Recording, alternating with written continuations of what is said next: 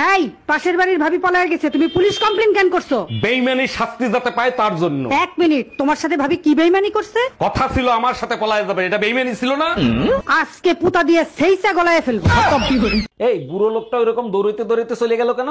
আরে ভিখারি ছিল, বললো অসুস্থ, কয়দিন ধরে কিছু খায় না। অসুস্থ ছিল ভালো কথা, কিছু খাওয়ায় বিদায় দিতা। ঘরে তো কোনো ওষুধ ছিল না, তাই বুদ্ধি করে আমার পিল খাওয়াই দিছি।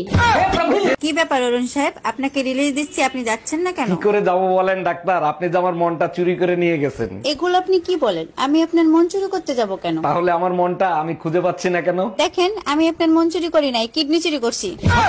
এই খান সাহেব তোমাকে পিটাইছে কেন? কি করছো তুমি? তুমিই তো বলছিলা খান সাহেবের বউজানি তোমার সাথে দেখা করে। বলছি, তার জন্য তো তোমাকে মারতে পারে না। কি করছো সেটা বলো। আমি শুধু খান সাহেবরে বলছি, মিসেস খান কি আছে?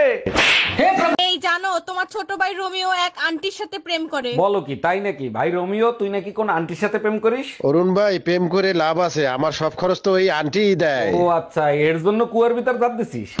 লজ্জা করে না আমার সামনে বাজে কথা বলতে? অরুণ ভাই, বাসর ঘরে ভাবির কথা শুনে নাকি আপনি ভয় পাইছিলেন? আর বললেন না ভাবি, আমি প্রার্থনা করলাম, হে আল্লাহ আমারে তুমি শান্তির রাস্তা দেখাই দিও। খুব সুন্দর কথা বলছেন, তারপরে ভাবি কি বললো? আপনার ভাবি বলে শান্তির রাস্তা আমি দেখাই দেবো, ঘাম ধরা কষ্ট তোমার করতে হবে।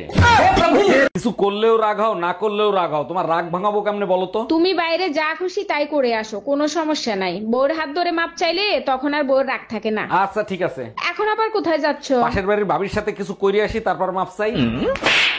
ভাইজান, আপনাদের ঘরে চিনি আছে? আমার 1 কাপ চিনি দিবেন? আরে ভাবি, চিনি আজকেই শেষ হয়ে গেছে, মধু আছে, মধু দিয়ে দেই? না ভাইজান, মধু খাই না, মধু তো মৌমাছির মুখ থেকে বের হয়, তাই। ও আচ্ছা, এর জন্যই আপনারা প্রতিদিন ডিম খাইতে দেখি। আম্মাজান, আপনাদের তো লজ্জা শরম নাই, আমাদের তো আছে। আরে জামাই, কি হইছে সেটা তো বলবা। যখন দেখলেন আপনার প্রথম বাচ্চা উগান্ডাকে মতো হয়েছে, তারপরে এতগুলো বাচ্চা নেওয়ার কি দরকার ছিল? ভাবছিলাম এর পরেরটা ভালো হবে, ভাবতে ভাবতে এতগুলো হয়ে গেছে।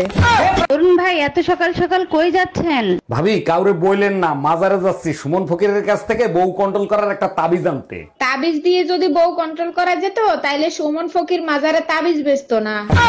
সবসময় মুখটারে বাংলার পাস বানায় রাখো, কেন হাসি মুখে কথা বলা যায় না? হাত মুখ ধুয়ে আসে, জরুরি কথা আছে। সাবাস, এইভাবেই কথা বলবা, আগে জরুরি কথা বলো। এই শোনো না, আজকে না আমার ননদ মারা গেছে। ভাইজান, একটা টিকিট দেন তো। 3টা বাচ্চা নিয়ে একটা টিকিট কাটবেন? আরে ভাই, এদের একটার বয়স 2 বছর, একটার বয়স 1.5 বছর, একটার বয়স 1 বছর, এদের আবার টিকিট লাগে নাকি? ও ম্যাডাম, টিকিট টিবেন না ভালো কথা, বাচ্চাদের মাঝে 9 মাস গ্যাপ তো রাখবেন। আসসালামু আলাইকুম ভাবি, জুম্মা মোবারক। ওয়ালাইকুম আসসালাম, জুম্মা মোবারক। তা আপনি খালি পায়ে কোথায় যাচ্ছেন? ভাবি, স্যান্ডেল ছিঁড়ে গেছে, তাই মার্কেটে যাচ্ছি এক জোড়া স্যান্ডেল কিনতে। ও আচ্ছা, মার্কেট তো এই দিকে, তা আপনি মসজিদের দিকে যাচ্ছেন কেন? ডাক্তার জ্বালা পড়া করতেছে, ওষুধ দেন। কোথায় জ্বলতিছে, কই দেখান তো। দেখানো যাবে না, আপনি ওষুধ দেন। কিসের জন্য জ্বালা করতিছে সেটা তো বলবেন। বউর সাথে ঝগড়া করতে গেছিলাম, খেয়াল করি নাই বউর হাতে গরম খুন্তি ছিল।